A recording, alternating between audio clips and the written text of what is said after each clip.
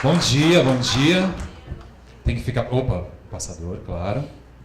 É um prazer estar aqui, muito obrigado pelo convite. Acho que é muito importante esse encontro para a gente começar a provocar um pouquinho as mentes inquietas aqui. Deixa eu aprender como é que mexe aqui. É embaixo. Ok. Deixa eu voltar aqui. Beleza. Então, muito prazer. Imagina. Câmera, eu posso andar? Tá bom. Só não posso ir lá, né? Muito prazer, meu nome é Alan Moraes. Atualmente estou como presidente da REC Brasil, que surgiu de uma vontade de pessoas de se reunirem. Montamos um grupo no Facebook. Na verdade, esse projeto veio herdeiro de outros projetos lá dentro do Sebrae. Cadê a menina do Sebrae? Está aqui. Adoro o trabalho do Sebrae. Fiz o Empretec. Sou microempreendedor. Enfim, eles têm um trabalho tão bom, tão efetivo, né? Tá de parabéns mesmo. A REC surgiu da RAC São Paulo, que era a Rede de Agentes Culturais do Estado de São Paulo, e aí depois a gente fez umas grandes transformações, veio a Economia Criativa para o Brasil, transformamos em REC Brasil, Rede de Economia Criativa. O intuito é trabalharmos em rede e entender como empreender dentro dessa rede, identificando oportunidades. Enfim, eu vou falar um pouquinho para vocês aqui. Então esse sou eu, minha mãe falou que eu sou mais bonito pessoalmente, né? É que mãe, a gente acredita em qualquer coisa, né? Fazer o quê? Só ela acha isso. Mas eu conto o meu currículo muito rápido. Eu sou formado em marketing, que nem o Newton apresentou, né? Marketing. Sou pós-graduado em 2 especialidades, em gestão estratégica de pessoas, e acabei de me especializar em design estratégico. Ah, você também, né? Somos da mesma escola. E me formei a especialização, terminei agora em design estratégico, que é uma nova forma de planejamento com foco em design. Mas a minha primeira formação ela é artística, então eu sou ator formado pela Escola Macunaíma de Teatro de São Paulo, e durante 15 anos da minha vida eu fui bailarino. Tudo a ver, né? Vocês perceberam, né? E aí me formei aqui em São Paulo, 8 anos de escola cubana, a primeira escola cubana do estado de São Paulo foi da Marisa Vá, na Zona Norte, então me formei lá, fiquei 8 anos lá, depois fui para o Municipal, fiz aula no Teatro Municipal, mudei para a Europa, dancei um pouquinho por lá, morei em Roma, morei em Milão, em Lausanne, depois eu voltei para o Brasil, virei diretor, coreógrafo, gestor de shows e eventos e entretenimento, e durante 15 anos eu trabalhei em parques de diversão. Vocês devem estar se perguntando quantos anos o Alan tem. Não é verdade? Eu não vou falar, essas coisas a gente não fala, hein, Valeu? Não vou falar, você vai ficar com essa questão até o final. Mas a questão é o seguinte, o que é que tem a ver, né? Se você pegar o currículo do Alan, ninguém entende nada. Né? Como é que pode? Né? Marketing, gestão de pessoas, né? Parque de diversão, balé, teatro, design, tudo isso acontecendo. Eu tenho outros planos, né? Eu trabalhei 8 anos no nosso saudoso Play Center. Quem lembra do Play Center aqui, gente? Oh, coisa boa, era muito legal, né? E lá no Play Center trabalhei 8 anos e durante 4 anos eu fui diretor e coreógrafo das Noites do Terror do Play Center. Já ouviram falar? Aquela gente bonita para assustar a gente, né? E aí eu trabalhei aqui no Hopi Hari, aqui pertinho, mais 4 anos. Também fui gestor de shows e eventos. Trabalhei com a tia Xuxa. Já vou avisando que eu sou amigo do Tchutchucão, tá? Então, se alguém fala mal dele, vai se ver comigo depois. E eu coordenei o Parque da Xuxa, lá em Interlagos, durante 2 anos. Fui coordenador operacional. Coordenei também a DIBRA, que é a Associação de Parques. Eu tive contato com todos os parques do Brasil inteiro. Foi um desafio bastante grande, porque administrar parque de diversão... Se a gente está falando de artesanato, já é difícil. Parque de diversão, eu vou te falar que é uma conta que nunca vai fechar. Mas é muito gostoso, eu adoro. E aí, depois de toda essa trajetória, em paralelo com isso, a gente foi trabalhando a questão da economia criativa no Brasil. Porque tanto se falava em economia criativa e a gente não entendia exatamente... E aí a Cláudia Leitão, né, lançou a secretaria, junto com uma equipe excelente, a Secretaria de Economia Criativa, a gente pegou os conceitos, lançamos a REC, a gente falou, poxa, tudo isso que ela mapeou aqui é o que a gente faz há muito tempo. A gente fala de cultura, fala de empreendedorismo, fala de inovação, fala de arte como ferramenta de transformação, e a gente estava lá na cartilha. Eu falei, bom, então vamos trabalhar em rede com esses conceitos. Aí eu tenho alguns parceiros, de vez em quando a gente se encontra pelos palcos, o Mário Sérgio Cortella, a Neila Lavarro, que a gente sempre inventa histórias aí, e também o Augusto Cury, que fez uma parceria comigo junto com a Unesco, né? E eu vou contar para vocês um pouquinho sobre isso, para vocês entenderem o que é a REC. A REC, então, é uma rede, né? Nós estamos caracterizados porque não há formação institucional de rede no Brasil. Então, nós tivemos que optar entre associações e fechamos numa ONG mesmo. Então, nós somos uma ONG que trabalha em rede, né? Todos nós aqui, eu, Rose, Fernanda Belinasso, queria apresentar para vocês a diretora financeira e de comunicação, Rose Meusburger, e a nossa secretária e da pasta, responsável da pasta de artesanato da REC, Fernanda Belinasso. Muitos aplausos, muito obrigado. E aí a gente, dentro dessa rede, nós decidimos trabalhar alguns temas separadamente para a gente saber exatamente qual o foco, quais são os problemas, quais os projetos a desenvolver para que essas câmeras pudessem ter uma articulação melhor dentro da rede. Então, uma dessas câmeras, as câmeras temáticas, é a rede social. Nós temos uma grande parceira chamada Maria José, que ela tem um movimento infanto-juvenil crescendo com arte, o MICA, que funciona em São Paulo. São todos voluntários, professores voluntários, que se dedicam a ensinar artesanato, pintura para crianças nas periferias, mas assim, é bem periferia, né? São em situações muito, quase abaixo da linha de pobreza. E aí ela tem esse trabalho de humanizar essas pessoas, essas crianças, através da arte. É um trabalho lindíssimo, ela organiza concursos internacionais, recebe obras do mundo inteiro, ela própria organiza, do bolso dela, o café, ela conta com os amigos, e a REC faz 2 anos que abraçou essa causa, e a gente tem trabalhado e juntado as moedinhas, todo mundo, para que esse projeto nunca pare, porque é de uma essência que não dá para contar em 1 hora aqui nesse encontro, eu precisaria de mais tempo.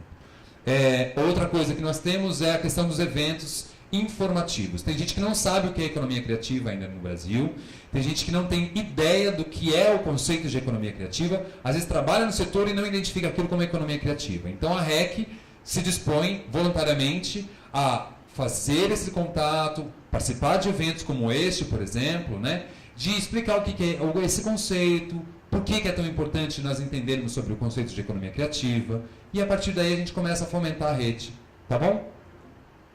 Tem a pasta de educação, que eu que cuido através de um projeto chamado POC, Programa de Orientação de Carreiras da Criatividade. Lancei isso em 2012 e a REC vem colaborando com esses conteúdos durante todo esse tempo.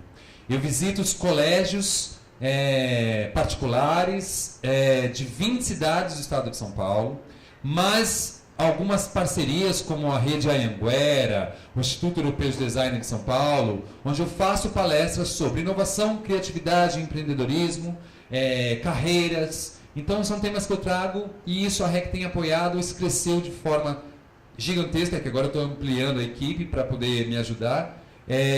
As palestras são oferecidas para essas instituições. Eu fiz as contas mais ou menos de 2012 até aqui, foram 17 mil pessoas que assistiram minha palestra. Em 20 cidades do estado de São Paulo, aproximadamente 170 colégios particulares. Mas eu tinha um problema. A escola pública não conseguia contratar a palestra do Alan. A escola pública não tinha dinheiro para ir lá contratar a palestra do Alan. E aí era sempre um problema, porque eu acho que eles são os primeiros que devem receber esse tipo de informação. E aí eu fiz uma parceria com o Parque Hopi Hari, que recebe muitos alunos da escola pública. Então, antes do parque abrir, eu falo de economia criativa e indústria criativa. Eu falo do ambiente do parque como um cenário de aprendizagem e depois, quando o parque abre, eles vão vivenciar aquilo. Então, isso rolou durante 1 ano e meio e aí eu consegui atingir mais 5 mil alunos das redes públicas do ensino. Eu acho que precisamos falar sobre isso na escola, principalmente a escola que está precisando se reinventar muito. E aí a pasta do artesanato, né? A Fernanda, ela é artesã, ela vem de uma escola de artesanato importantíssima, já é de família, já, né, Fernanda? E a gente tem trabalhado e discutido sobre os problemas, né? Até a Beth estava ali com a gente, apontando alguns problemas. E são muitos problemas o artesanato tem no Brasil. E aí eu acho maravilhoso isso, porque os problemas, para mim, é igual a oportunidade, né? Então, quando a gente olha um problema, fala, ai, e agora? Bom, e agora eu vou ter que estudar, vou ter que me aperfeiçoar, vou ter que me capacitar para poder resolver aquele problema. Que também faz parte da orientação de carreiras que eu faço, né? Eu sempre trago a questão do problema, vira oportunidade, que vira empreendedorismo. Eu não falo assim, o que você vai ser quando crescer para um jovem? Ou o que você vai ser quando sair da sua empresa? Não, não, não, não. Eu falo, qual o problema você quer resolver? Qual o problema que você gosta de resolver?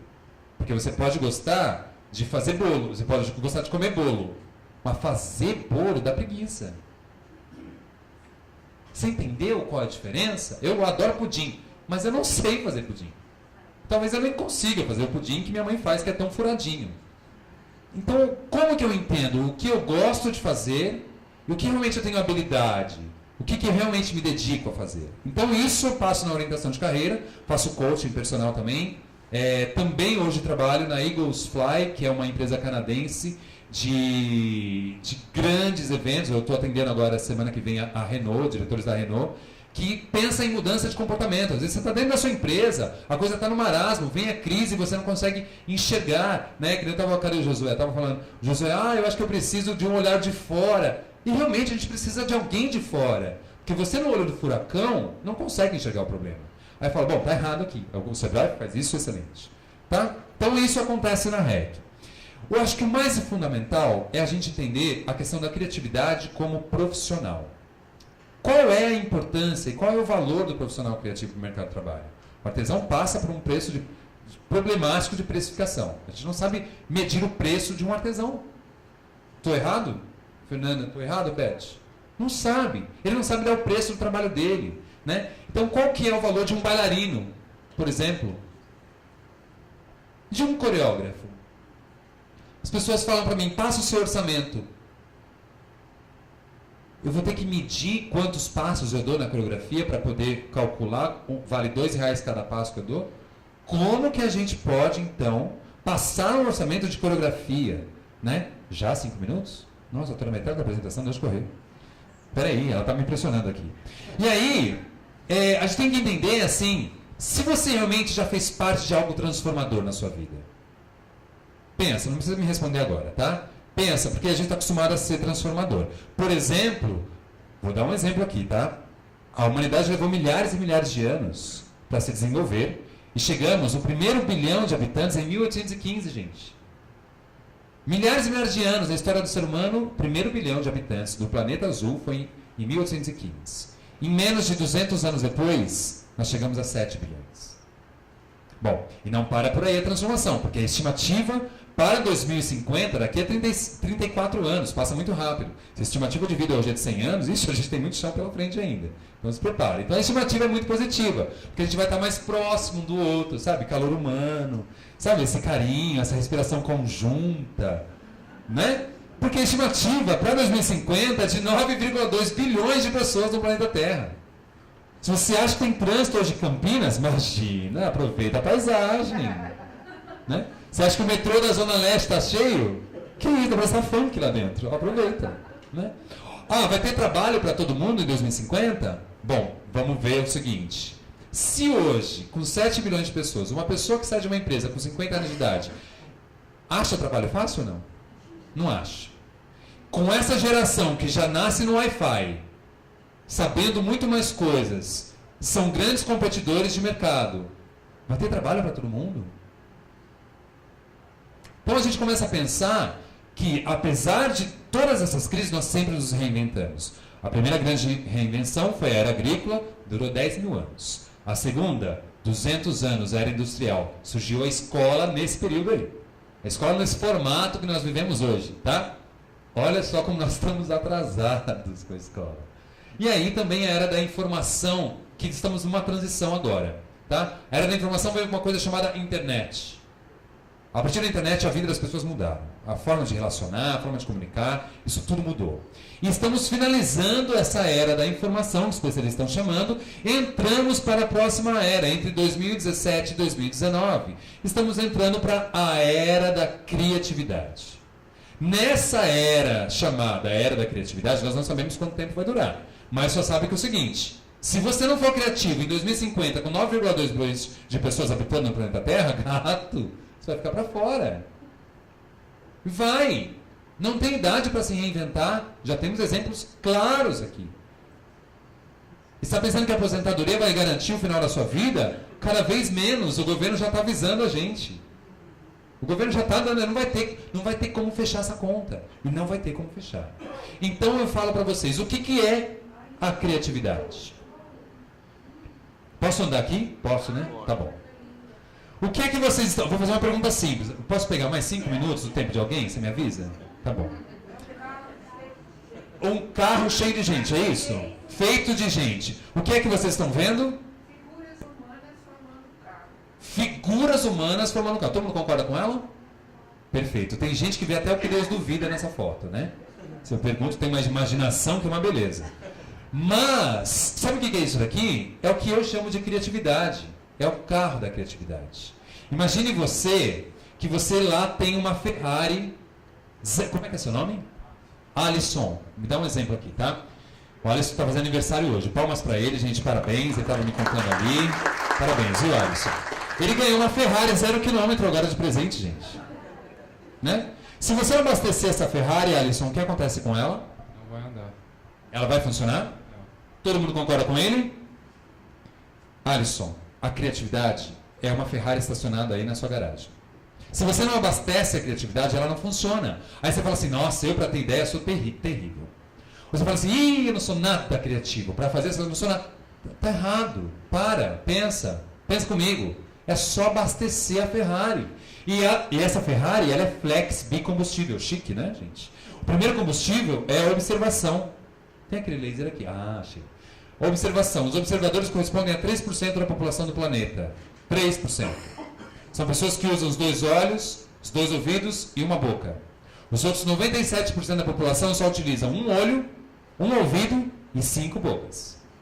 Sabe por quê? Só vê o que quer, escuta o que lhe convém e fala mais do que devia. Vocês conhecem alguém assim? Na ponta, mentaliza ela e isso, faz uma oração.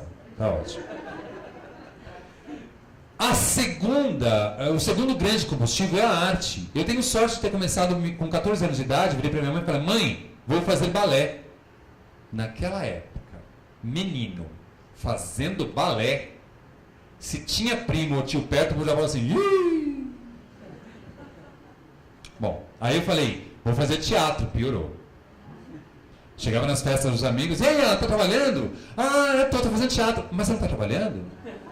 Oi? Tem que acabar, né? Já vou chegar lá. E aí, foi mais ou menos isso. E daqui não interessa, eu fui seguir aquilo que eu queria. Isso que era importante. Eu acreditava. Se eu não tivesse decidido fazer balé ou teatro naquela época, talvez eu não estaria contando essa história aqui para vocês hoje. Tá? Então a criatividade passa por isso. Passa por a questão de abastecer essa Ferrari. Trabalho em rede é fundamental, gente. Trabalho em rede é fundamental. Nós não fazemos nada sozinhos. Já dissemos isso hoje. Né? Eu entendo o outro ponto de vista. Eu entendo onde ele me complementa e não concorre comigo. Ninguém concorre com ninguém. Desculpa, nós temos históricos completamente diferentes. Históricos de vida, históricos de profissionais, né? Ninguém concorre com ninguém. Se eu entender que eu estou vendo uma oportunidade no Alisson, da forma como ele pensa, pode somar com a minha, eu trabalho em rede com ele. E aí surge a economia criativa no Brasil. Depois eu tenho uma palestra só de economia criativa que a gente pode marcar outro dia, tá, Newton? A gente vai falar um pouquinho também sobre a origem da indústria criativa, o que é essa indústria criativa, o que é o mercado de entretenimento, o que é o negócios de criatividade. Também a gente fala sobre a economia criativa hoje no Brasil. O Brasil foi um dos primeiros países da América do Sul a ter uma Secretaria de Economia dentro do Ministério, que já fechou. Fechou, não existe mais. Mas eles pegaram essa secretaria, dissolveram em diversos outros ministérios. Entre eles, Ministério do Desenvolvimento, Ministério da Cultura e o Ministério...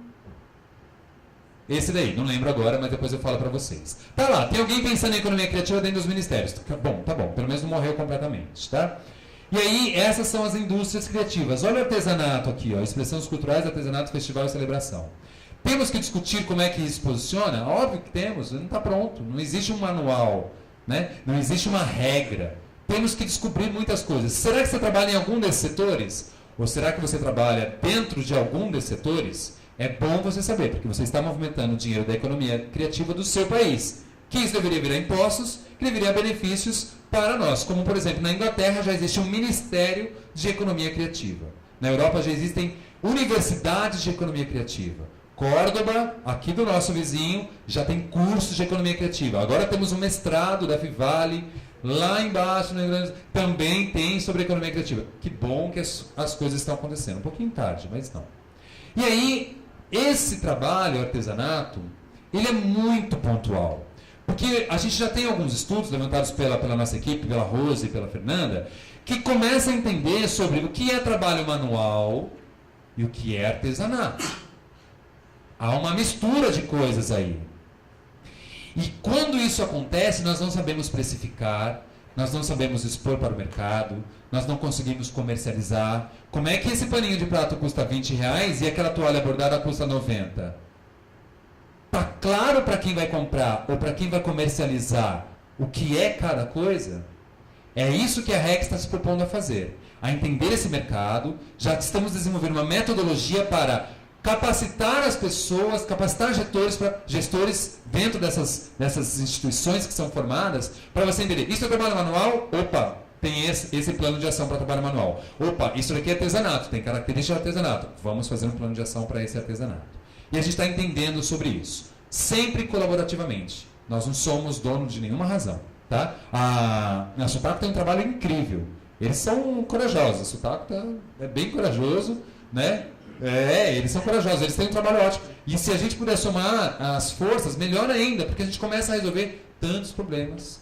Né? Então a gente levantar estudos sobre o setor, é isso que nós estamos fazendo, criar a dinâmica sobre grupos e redes, entender onde esses grupos estão, como eles estão organizados, se cooperativas, associações. Né? Estamos articulando as conexões entre criadores e comércio. Sabe, como é que é? Já pensou nisso? Um pouco o que o Sebrae faz, a gente usa bastante material do Sebrae como apoio, né? Desenvolver metodologia de análise. Então, assim, como é que eu analiso o que é esse material? Ele tem embalagem? Ele tem preço? Como é que ele está? Ele vai para online? Ele tem armazenamento? A gente está entendendo sobre isso também. E, é claro, capacitar e orientar. Né? A gente está falando o que é, nesse momento, de tantos outros problemas, nós vamos escolher este problema. Este problema é, vamos entender o que é trabalho manual, o que é artesanato, plano de ação para esse lado, plano de ação para esse. Aonde nós vamos aplicar? Quem precisar de ajuda sabe procurar a Fernanda. Eu preciso terminar, certo? Ok. É isso, tá bom? Deixa eu ver se eu terminei. Terminei. Isso faz parte de um projeto chamado Laboratório de Empreendedorismo Criativo, da REC. E eu termino o nosso... Agora eu termino. Eu termino o nosso bate-papo com esse cara que fala isso para mim todos os dias, gente. Interessa-me o futuro porque é o lugar onde vou passar o resto da minha vida. Se eu não me importar com o que vai acontecer comigo amanhã, eu não estou fazendo parte da manhã. A REC não trabalha para as pessoas, tá?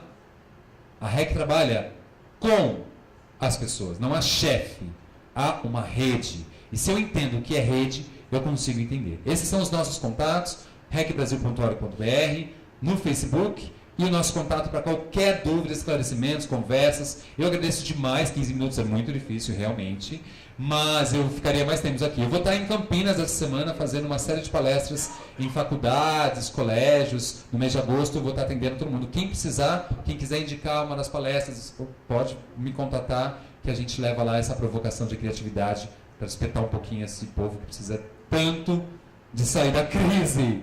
Gente, obrigado. Meus parabéns pelo evento. Obrigado.